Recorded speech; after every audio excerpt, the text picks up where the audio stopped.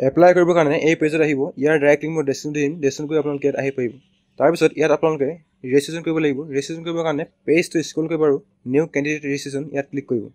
তাৰপিছত এনেকৈ এটা পেজ খোল খাব ইয়াত আই এগ্ৰীত ক্লিক কৰিব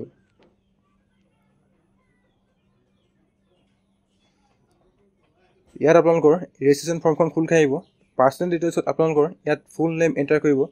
তাৰপিছত আপোনাৰ ফাদাৰ্ছৰ ফুল নেম মাদাৰ্ছৰ ফুল নেম এণ্টাৰ কৰি আপোনাৰ যোনটো ডেট অফ বাৰ্থ ইয়াত ডে মন্থ আৰু ইয়াৰত কেলেণ্ডাৰৰ পৰা চুজ কৰিব তাৰপিছত ইয়াত আপোনাৰ জেণ্ডাৰ চিলেক্ট কৰিব তাৰপিছত পেজটো স্ক্ৰল কৰিব ইয়াত আপোনালোকে কণ্টেক্ট ডিটেইলছ এড কৰিব লাগিব কণ্টেক্ট ডিটেইলছত আপোনালোকে এটা আপোনাৰ এক্টিভ মোবাইল নম্বৰ আৰু এটা এক্টিভ ইমেইল আইডি এণ্টাৰ কৰিব তাৰপিছত ইয়াত আপোনালোকে এটা পাছৱৰ্ড চুজ কৰি সিকিউৰিটি পেন ফিল কৰিব আৰু সাবমিট ক্লিক কৰিব ইয়াত ইয়েছ কৰিব তাৰপিছত ইয়াত আপোনালোকৰ ৰেজিষ্ট্ৰেশ্যন ফৰ্মৰ এটা প্ৰিভিউ আহিব যদি আপোনালোকৰ কিবা ডিটেইলছ ভুল হৈ আছে ইয়াত এডিটত ক্লিক কৰি এডিট কৰিব পাৰে যদি সকলো ঠিকে আছে সাবমিট এণ্ড নেক্সটত ক্লিক কৰিব তাৰপিছত আপোনালোকৰ ইমেইল আইডি আৰু মোবাইল নম্বৰত এটা OTP আহিব আপোনালোকে ইয়াত OTP এণ্টাৰ কৰি সিকিউৰিটি পিন ফিল কৰিব আৰু ভেৰিফাই এণ্ড ফাইনেল সাবমিটত ক্লিক কৰিব তাৰপিছত আপোনালোকৰ ৰেজিষ্ট্ৰেশ্যন সাকসেসফুল হৈ যাব আৰু ইয়াত আপোনালোকৰ এপ্লিকেশ্যন নম্বৰ জেনেৰেট হৈ আহিব তো আপোনালোকে এপ্লিকেশ্যন নম্বৰটো কপি কৰিব আৰু ফিল এপ্লিকেশ্যন ফৰ্মত ক্লিক কৰিব তাৰপিছত আপোনালোকৰ এপ্লিকেশ্যন ফৰ্মখন ইয়াত খোল খাই আহিব ইয়াত আপোনালোকৰ কিছুমান পাৰ্চনেল ডিটেইলছ অট'মেটিকলি ফিল হৈ আহিব তাৰপিছত ইয়াত আপোনালোকে ডমিচিল ষ্টেট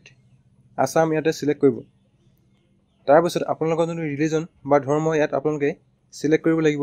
ইয়াত আপোনালোকে নিজৰ ৰিলিজন বা ধৰ্ম সিলেক্ট কৰি ল'ব তাৰপিছত ইয়াত আপোনালোকৰ কেটেগৰী বা কাষ্ট সিলেক্ট কৰিব আৰু পেজটো স্ক্ৰল কৰিব সাব কেটেগৰীত যদি আপোনাৰ ফিজিকেল হেণ্ডিকেপ আছে ইয়াত আপোনালোকে ইয়েছ কৰিব যদি আপোনালোকৰ নাই নো সিলেক্ট কৰিব আদাৰ ইনফৰমেশ্যনত এনে টাইপ কৰি ইয়াত আপোনাৰ ফেমিলি এনুৱেল ইনকাম সিলেক্ট কৰিব লাগিব যদি আপোনালোকৰ আপ টু 2.5 লাখ হয় 2.5 লাখ সিলেক্ট কৰিব তাৰপিছত ইয়াত আপোনালোকৰ হাইয়েষ্ট কোৱালিফিকেশ্যন সিলেক্ট কৰিব লাগিব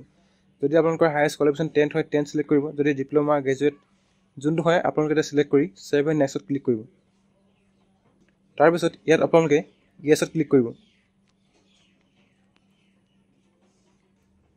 তাৰপিছত ইয়াত আপোনালোকৰ কোৱালিফিকেশ্যনৰ ডিটেইলছ এড কৰিব লাগিব ইয়াত আপোনাৰ পাছিং ষ্টেটাছ আৰু পাছিং ইয়াৰ চুজ কৰিব তাৰপিছত ইয়াত আপোনাৰ ছাবজেক্ট সিলেক্ট কৰি মেক্সিমাম মাৰ্কছ আৰু অবটেইন মাৰ্কছ এণ্টাৰ কৰিব তাৰপিছত ছাবজেক্ট এড কৰিবৰ কাৰণে এড ছাবজেক্টত ক্লিক কৰিব ইয়াত আপোনালোকে সেভ এণ্ড নেক্সটত ক্লিক কৰিব তাৰপিছত ইয়াত আপোনালোকে ইয়েছত ক্লিক কৰিব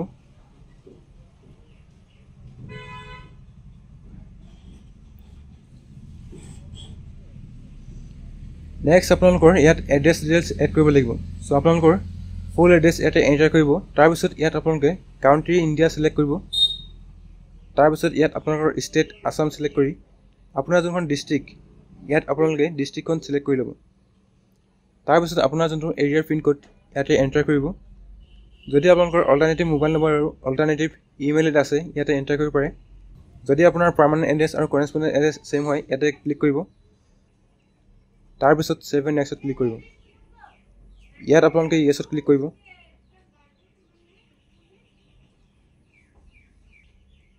তাৰপিছত ইয়াত আপোনাৰ passport size photo date of birth certificate class 10ৰ মাৰ্কশ্বিট বা পাছ চাৰ্টিফিকেট আৰু আপোনাৰ যোনখন কাষ্ট চাৰ্টিফিকেট ইয়াতে আপোনালোকে PDF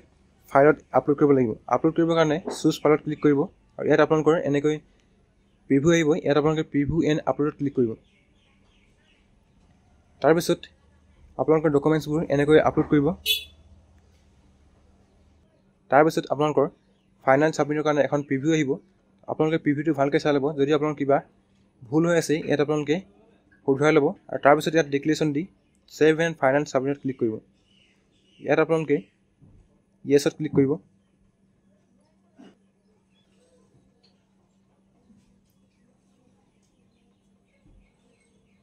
তাৰপিছত আপোনাৰ ৰেজিষ্ট্ৰেশ্যন সাকসেসফুলি সাবমিট হৈ যাব এনেকৈ আপোনালোকে ITR কাৰণে এপ্লাই কৰিব পাৰে যদি আপোনালোকে ভিডিঅ' চাই ভাল পালে ভিডিঅ'টো লাইক কৰিব আৰু যদি আপোনালোকে আমাৰ চেনেলত নতুনকৈ আছে চেনেলটো ছাবস্ক্ৰাইব কৰি ভিডিঅ'টো যিমান পাৰে শ্বেয়াৰ কৰিব